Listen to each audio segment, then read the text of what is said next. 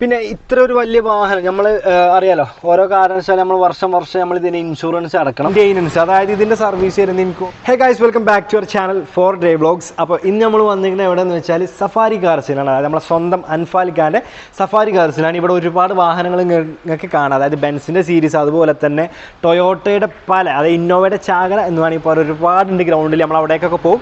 പക്ഷേ നമ്മൾ ആദ്യം തന്നെ കഴിഞ്ഞ വീഡിയോയിൽ നമ്മൾ പറഞ്ഞാണ് നമ്മളൊരു മെയിൻ്റെനൻസ് സീരീസ് സ്റ്റാർട്ട് ചെയ്യുന്നുണ്ടെന്ന് പറയുന്നു. അതായത് ഇപ്പോൾ ഒരു വാഹനം നിങ്ങൾക്ക് വാങ്ങുമ്പോൾ അതിൻ്റെ എത്രത്തോളം നമുക്ക് അഫോർഡബിൾ ചെയ്യാൻ പറ്റും. ഇപ്പോൾ നമുക്കൊരു ഇവിടെ ഒരു ഹ്യുണ്ടായി ഉണ്ട്. അപ്പോൾ ഒരു ഹ്യുണ്ടായി വാഹനം എടുക്കുമ്പോൾ അതിൻ്റെ കംപ്ലീറ്റ് മെയിൻ്റെനൻസ്, അതായത് ഇൻഷുറൻസ്, അതുപോലെ തന്നെ അങ്ങനത്തെ ഒട്ടുമിക്ക കാര്യങ്ങൾ എത്രത്തോളം വരും എന്നുള്ളൊരു ആൾമോസ്റ്റ് റേഞ്ചും കാര്യങ്ങളൊക്കെ ഞങ്ങൾ പറഞ്ഞുതരാം. അപ്പോൾ അതിൻ്റെ പുതിയൊരു സീരീസ് സ്റ്റാർട്ട് ചെയ്തിരിക്കുകയാണ്. പക്ഷേ നമ്മൾ ആദ്യം നമ്മളെ ചാനൽ കൊണ്ടുവന്ന ലക്ഷറി കാർസാണ്. അതായത് ലക്ഷറി ബെൻസ് BMW പോലുള്ള വാഹനങ്ങളാണ് നമ്മൾ ആദ്യം തന്നെ നമ്മൾ ചാനൽ തുടങ്ങിയത്.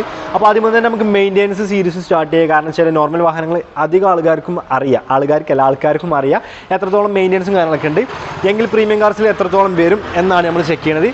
ഇന്ന് നമ്മളെ കയ്യിൽ ബെൻസിൻ്റെ സ്പോർട്ടി വെർഷനാണ്. അതായത് ബെൻസിൻ്റെ GLC 43 AMG ആണ് ഇന്ന് നമ്മളെ കയ്യിലുള്ളത്. ഇവിടെ സെയിലിലെ വണ്ടിയും കൂടിയാണ് കേട്ടോ. ഇതിൻ്റെ റിവ്യൂ നമ്മളെ ചാനൽ ഓൾറെഡി അപ്ലോഡാണ്. അപ്പോൾ ഈ ഒരു AMG എടുക്കേണ്ടവർക്ക് ഇതിൻ്റെ മെയിൻ്റെനൻസ് എത്രയെന്നാണ് നമ്മൾ ഇന്നത്തെ വീഡിയോയിലൂടെ പറയാൻ പോകുന്നത്. You are watching four vlogs and special.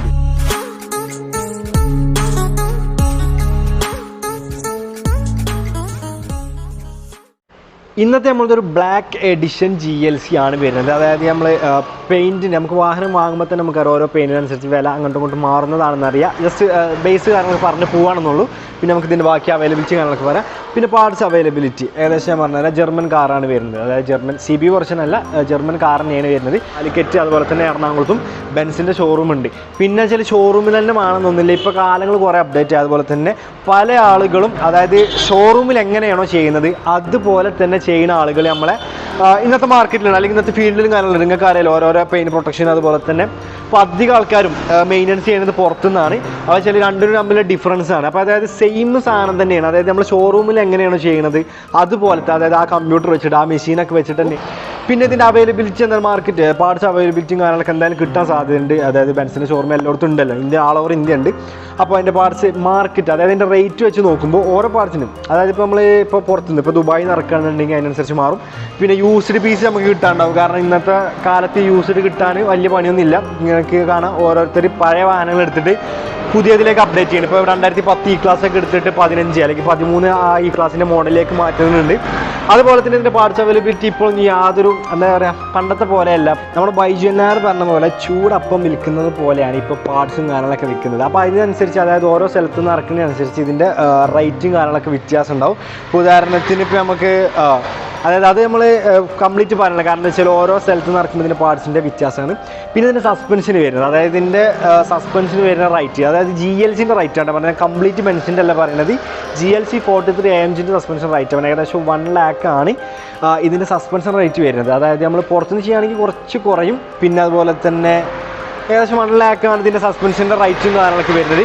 പിന്നെ ഇതിൻ്റെ മെയിൻ്റെനൻസ്, അതായത് ഇതിൻ്റെ സർവീസ് വരുന്നത് എനിക്ക് തോന്നുന്നു ഏകദേശം 15,000. അതായത് ഒട്ടുമിക്ക പ്രീമിയം കാർസൊക്കെ 15,000-ലാണ് സർവീസ് വരുന്നത്, ഓരോ 15,000-നും.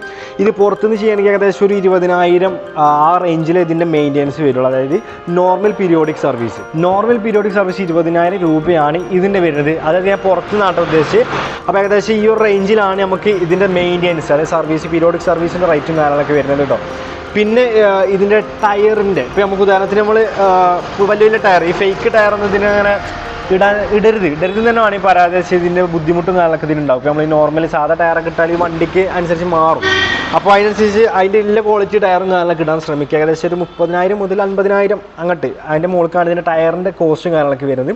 പിന്നെ എന്താണെന്ന് വെച്ചാൽ അതിൻ്റെ താഴേക്ക് വരുന്നുണ്ട്. അതായത് ഏകദേശം ഒരു 10,000 രൂപയ്ക്ക് കിട്ടുന്ന ടയറും കാര്യങ്ങളൊക്കെ ഇതിന് വരുന്നുണ്ട്. അപ്പോൾ ഏകദേശം ഞാൻ ആ റേഞ്ച് പറഞ്ഞല്ലോ, ഏകദേശം ഈ ഒരു റേഞ്ചാണ് ഇതിൻ്റെ ഒരു ക്ലാസിക് ടയർ, ഒരു 30,000 മുതൽ 50,000 അങ്ങോട്ട്. പിന്നെ അലോയ് വീൽസ് എന്നൊക്കെ പറയുന്നത് നമ്മൾ നോർമൽ മാറ്റേണ്ടത്, അതായത് നമുക്ക് ഇഷ്ടപ്പെട്ട അനുസരിച്ച് നമ്മൾ മാറ്റേണ്ടത്. അതിൻ്റെ ഒന്നും ഞാൻ പറയുന്നില്ല, ജസ്റ്റ് നിങ്ങൾ ചേഞ്ച് ചെയ്താൽ മതി. പിന്നെ ഇത്ര ഒരു വലിയ വാഹനം നമ്മൾ അറിയാലോ ഓരോ കാരണവശാലും നമ്മൾ വർഷം നമ്മൾ ഇതിന് ഇൻഷുറൻസ് അടക്കണം. അതുപോലെ തന്നെ എല്ലാ വാഹനങ്ങളും ഇൻഷുറൻസ് അടക്കണം. ഇതിന് ഇൻഷുറൻസ് എത്രയെന്ന് വെച്ചാൽ ഏകദേശം തേർഡ് പാർട്ടി ഇൻഷുറൻസ് ആണെങ്കിൽ ഏകദേശം 9,000 സംതിങ് ആണ് ഇതിൻ്റെ വരുന്നത്. ആൾമോസ്റ്റ് ആണ് ഞാൻ പറഞ്ഞത്, കറക്റ്റ് അല്ല. 9,000 സംതിങ് ആണ് ഇതിന് തേർഡ് പാർട്ടി ഇൻഷുറൻസ് വരുന്നത്. പിന്നെ ഇതിന് IDV വാല്യൂ അങ്ങനെയൊക്കെ വെച്ചിട്ട് നോക്കുകയാണെങ്കിൽ ഏകദേശം 50,000 വരെയാണ് ഇതിൻ്റെ ഇൻഷുറൻസ് വാല്യൂ. ഇപ്പോൾ ഇത് 65 ലക്ഷം രൂപയുടെ വണ്ടിയാണ്. അതായത് ഇതിനെ 65 ലക്ഷം രൂപയുടെ വണ്ടിയാണ്. അപ്പോൾ അതിൻ്റെ IDV വാല്യൂ അങ്ങനത്തെ ഇതൊക്കെ നോക്കിയിട്ട് ഏകദേശം 50,000 രൂപയാണ് ഇതിൻ്റെ ഇൻഷുറൻസ് വരുന്നത്. ഇൻഷുറൻസ് അറിയാലോ, കൊല്ലം നമ്മൾ ഇൻഷുറൻസ് അടക്കൽ. അപ്പോൾ അതാണ് ഇതിൻ്റെ വരുന്നത്. പിന്നെന്താണെന്ന് വെച്ചാൽ ഇതിൻ്റെ ഇൻറ്റീരിയർ, അതായത് നമുക്ക് ഈ ഒരു പാർട്സ് മാറാം. ഏകദേശം ഇതിൻ്റെ വാറണ്ടി എന്ന് പറഞ്ഞ സംഭവമുണ്ട്. ഇപ്പോൾ എന്ന് വെച്ചാൽ തലവേദന ഇല്ലാതെ ഒഴിവാക്കാം എന്ന് പറയുന്നത് വെച്ചാൽ നമ്മൾ ഇത്രത്തോളം പ്രീമിയം കാർസൊക്കെ എടുക്കുമ്പോൾ ഇതിൻ്റെ വാറണ്ടി എടുക്കാൻ ശ്രമിക്കുക. അത് തോനൊന്നും കൊടുക്കേണ്ടി വരില്ല. ഇപ്പോൾ നമ്മളൊരു വാഹനം എടുക്കുമ്പോൾ അതിന് കുറച്ച് പൈസ, ഇപ്പോൾ നമ്മൾ കുറച്ച് പൈസ കൂട്ടി കൊടുത്താൽ തന്നെ നമുക്ക് ഏകദേശം ഇതിൻ്റെ വാറണ്ടി എക്സ്റ്റെൻഡ് ചെയ്യുക, അതുപോലെ തന്നെ എക്സ്റ്റെൻഡ് ചെയ്യാൻ പറ്റൂട്ടോ. അതുപോലെ തന്നെ നമുക്ക് തലവേദന ഇല്ലാതെ ഒഴിവാക്കാന്ന് പറയാം. ഇപ്പോൾ ഇതിൻ്റെ ഇൻറ്റീരിയൻസ്, അത് ബ്രേക്ക് പാഡ്, അതുപോലെ തന്നെ വൈപ്പർ ബ്ലേഡ്, ഇങ്ങനത്തെ നോർമൽ സംഭവമൊക്കെ ഒഴിവാക്കിയിട്ട് അത്യാവശ്യം ഇതിൻ്റെ ഈ ഒരു ബട്ടണ്, അതുപോലെ തന്നെ വിൻഡോ, അതുപോലെ തന്നെ സ്റ്റീരിങ്, അതുപോലെ തന്നെ ഇങ്ങനത്തെ ഈ ഒരു ഡാഷ്ബോർഡ്, കംപ്ലീറ്റ് കാര്യങ്ങൾക്കൊക്കെ വാറണ്ടി ഇവർ പ്രൊവൈഡ് ചെയ്യുന്നുണ്ട്. അപ്പോൾ ഇങ്ങനത്തെ വാഹനങ്ങളൊക്കെ എടുക്കുമ്പോൾ വാറണ്ടി എടുക്കാൻ ശ്രമിക്കുക. അതുകൊണ്ട് തലവേദന. അപ്പോൾ നമ്മൾ ഉദാഹരണം, ഞാൻ നാളൊരു സജഷൻ വന്നതാണ്, അതായത് ഗ്ലാസ് ക്രാക്ക് ചെയ്തിട്ട്, അതായത് ഫ്രണ്ട് ഗ്ലാസ് ഇല്ലേ, ബെൻസിൻ്റെ ഫ്രണ്ട് ഗ്ലാസ് ക്രാക്ക് ചെയ്തിട്ട് അത് വാറണ്ടിയിൽ വരെ മാറി ചെന്ന് എന്ന് പറഞ്ഞ ആളുകളുണ്ട്. അതുപോലെ തന്നെ ഇതിൻ്റെ വിൻഡോ, നമ്മൾ ഈ പവർ വിൻഡോ കൺട്രോൾസ് ഉണ്ടല്ലേ, അതിൻ്റെ റേറ്റ് എത്ര വരുന്നത് വെച്ചാൽ ഏകദേശം 7,000 രൂപയാണ് ഈ ഒരു സ്വിച്ച് മാറ്റാൻ വരുന്ന റേറ്റ്. അതായത് ഞാൻ ആൾമോസ്റ്റ് ആണ് പറഞ്ഞത് 7,000 രൂപയാണ്. നമ്മൾ പവർ ബട്ടൻ്റെ സ്വിച്ച് ഉണ്ടാവില്ല, ആ സ്വിച്ച് മാറ്റാൻ പറ്റുന്ന റേറ്റ് 7,000 രൂപയാണ്. പക്ഷേ അത് വാറണ്ടിയിലൂടെ മാറുമ്പോൾ നമുക്ക് തലവേദന ഇല്ലാതെ അത് ഒഴിവായിപ്പോയി. അതാണ് അദ്ദേഹം പറഞ്ഞത്, ഒരാൾ സജസ്റ്റ് ചെയ്തതാണ്, അത് കമൻറ്റ് ചെയ്തതാണ് നമ്മളിത്. അതുപോലെ തന്നെ ഞങ്ങൾ പുതിയ സീരീസ് സ്റ്റാർട്ട് ചെയ്തെന്ന് പറയാൻ കാരണം എന്താണെന്ന് വെച്ചാൽ ഇങ്ങനത്തെ അറിയുന്ന ആളുകൾ ഒരുപാടുണ്ടാവും. അപ്പോൾ അത് വെച്ചിട്ടാണ് സ്റ്റാർട്ട് ചെയ്തത്.